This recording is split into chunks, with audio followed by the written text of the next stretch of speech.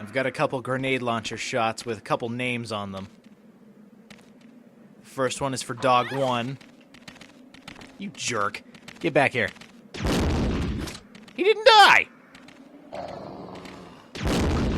There he goes. So I guess I had a couple for Mr. Dog 1. Oh, go figure.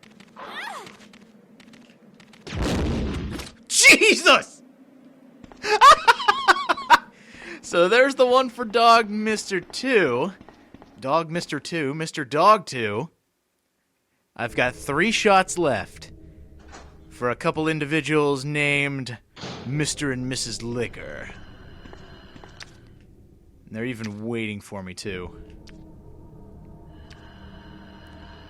Come here, you. I'm not going to do the intro until you come here. Up close and personal. Oh. Well, there goes him. I've got one more shot. I gotta pull a Jaws moment here. I didn't think I was hitting him! Oh, so close! Come on! Yes!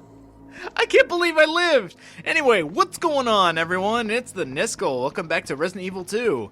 In the last episode, we made it halfway through the dark depths of the Raccoon Police Department. I believe they would consider this kind of the evidence rooms. A place where they store all the evidence, and it becomes more apparent when we come into here. This is also the autopsy rooms. Yeah. A bunch of shambling corpses around here lately. I don't trust this place one bit. Oh, man, and they're all face down. This is weird. I also like kind of the horror thing where you come over here and one of the doors opens. Gets me every time. Alright. Red card key. Get ready to bolt. Okay, I got it. And then the corpses get up! Ooh. Oh, I've never been able to do that. Today's a good day. I actually managed to get through that entire room without getting hit. I feel so proud of myself. Don't you ever get that feeling where you're playing a decently hard game, I guess. I wouldn't consider Resident Evil 2 the hardest of all games. But you're playing a game you really like and you manage to get through a section like without getting hit. You manage to do it faster than normal. It's just that feeling of accomplishment when you get through a difficult part of the game. At least that's how I see it. And we have reached the ammo supply room. Take everything and anything you can see. You're going to want it. You're going to need it. In fact, right here we have some more bowgun bolts. Very helpful, seeing as how I'll only be killing the bosses with the bowgun bolts.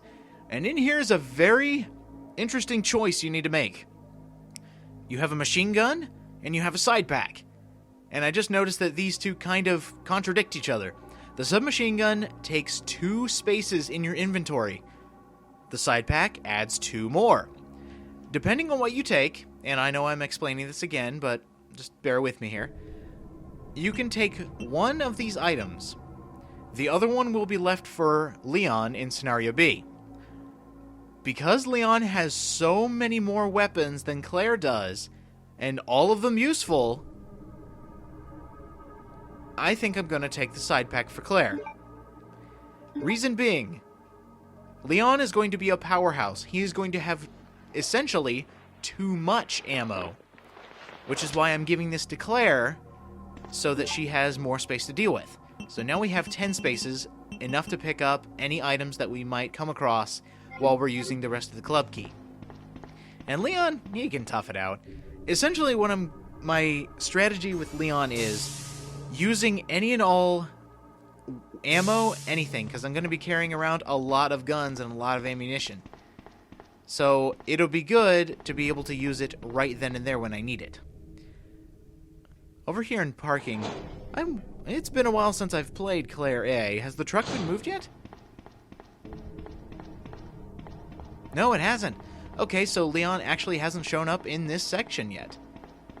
And I doubt he will, because the way it worked in Scenario B is all the scenes and items were scrambled. So certain areas were open at certain times, and they just threw an item there just for good measure, saying, no, well, let's give them the option to go to as many locales as they can in the Raccoon Police Department, and we'll just toss an item there that was normally inside the police department. Oh, they'll love it, all the backtracking they'll have to do. But this is all we need to do down here. Let me just double check to make sure we're not missing anything. The club key was the only thing we were technically down here for. And I think we are ready to go. There is nothing... Wait a minute. Thinking. Okay, we're good. There's always one segment that gets me every time I play a Claire scenario. The fact that she doesn't have the lighter. There is a puzzle later where we will need the lighter, and it involves the club key. I always forget that, and I always beeline straight for that room without the lighter, but I remember it now. I think I'll be good. Cut to me getting to that room without the lighter and just yelling cartoonishly. I know myself too well. Anyway, back here we have a journal entry, but more importantly, we have acid rounds. The best rounds in the game. I will gladly take some of that. We have another journal entry here that goes over the aspects of becoming a zombie. And this has been shown in multiple playthroughs, so I'll just go ahead and skip it for now. That lovely pause button, though, if you want to read it yourself, go right ahead. Oh, I can't check myself out in the mirror, no! Oh, well. One more door to check out with the club key, and I gotta get that lighter. I know I'm gonna forget it if I don't say it out loud multiple times. I'm wondering if anybody else has to do that. Does anybody else have to say something out loud so they don't forget it? I know I'm definitely like that. Especially with names. Names I have to tell myself like 10 different times, or else I will forget them. I hear that in order to help your memory, it helps to spell the thing you're trying to remember. If you spell it like 3 times, you will remember it forever. I might actually have to try that. L-I-G-H-T-E-R. L-I-G-H-T-E-R. L-I-G-H-T-E-R. L-I-G-H-T-E-R. Lighters, lighters, lighters. Alright, we have made it. We do have to go a little away from where the door actually is, but I want to hit that item box first. We need to get rid of a few things, because we're going to need an open inventory. And that lighter. See? I remembered. It worked. Sometimes when playing these, I've become an absolute scatterbrain. Let me go ahead and rearrange these, and I'll meet you at the door in question. Okay, here we go. And a thought occurred to me on my way here, and it's kind of silly when you think about it, but why didn't I heal myself with all those green herbs I had? I remember the lighter, but I didn't remember that green herbs heal me. Why are there liquors here? I don't recall this. I don't recall this in the non-existent notes I took for this. And at least there was just one, so that's okay. Over here is what we need, and the puzzle included with it needs the lighter. Like the Queen, the King, and the Jack. Nothing has changed, nothing will ever change through any playthrough of Resident Evil 2. You will always have to light it 12, 13, 11. And this is the only other place we need the lighter. There, I did it. So let's light the Queen. This is going by playing card logic. So the Queen is 12, the King is 13, the Jack is 11.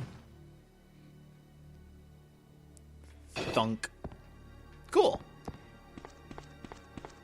I always imagine just that's the perfect place for something to come crashing through the wall.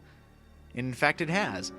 On the table there is the film, but since I'm not developing the film, I really have no reason to pick it up. So let's head out.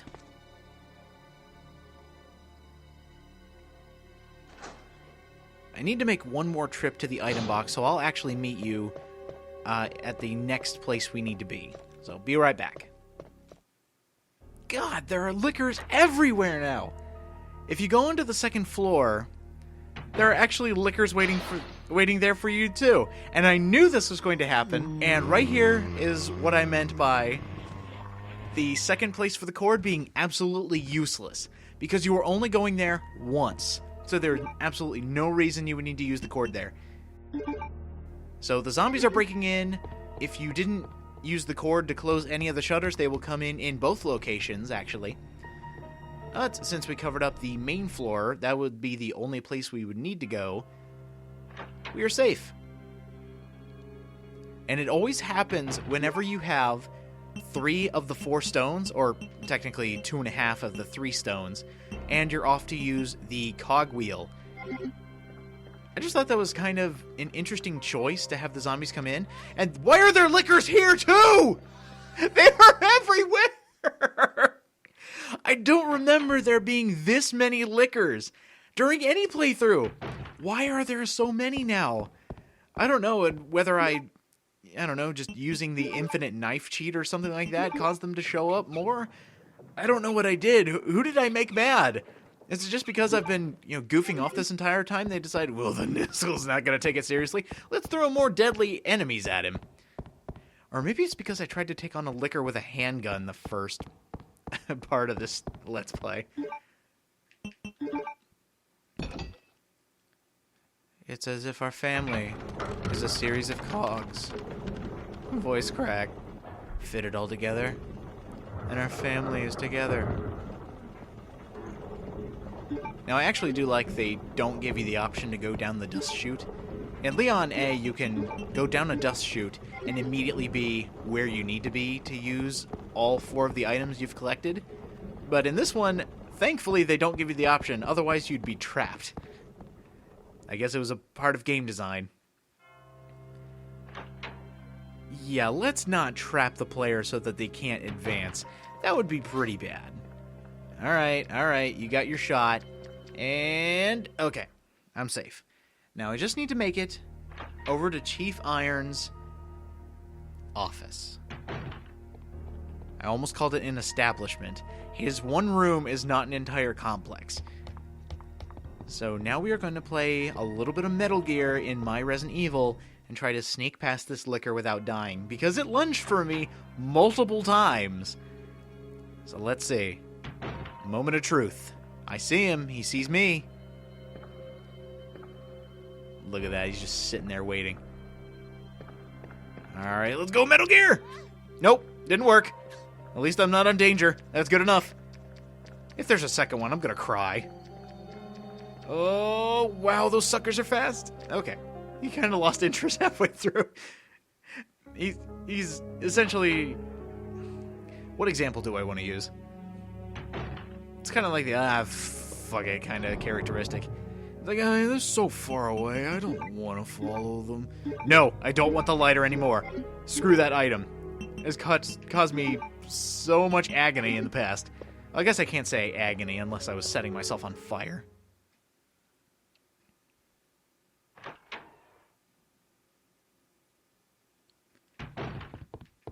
Just a moment of silence for the opening of a door. We have all 3 stones now. We should have nothing else showing up. I'm holding you to it, game. Claire! Sherry, you're okay. I'm glad to see you're safe, Claire. Sherry, out of the convenience of the plot, you have made it here to Chief Iron's office. Why on earth did you head here? I would have been looking for Leon, honestly. But then again, at this point, he's long gone. I actually wonder why she did come here.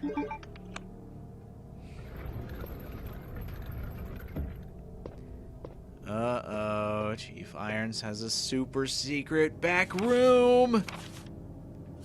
And again, we've already read through this little agreement between William Birkin and the Chief of Police and Umbrella. That can never bode well. But we have found the secret back room of Chief Iron's office. Next time on Resident Evil 2, we'll see what's down here in his super secret elevator that goes even farther down into the depths of the Raccoon Police Department. And I am overhyping this because what's down there is kind of a letdown.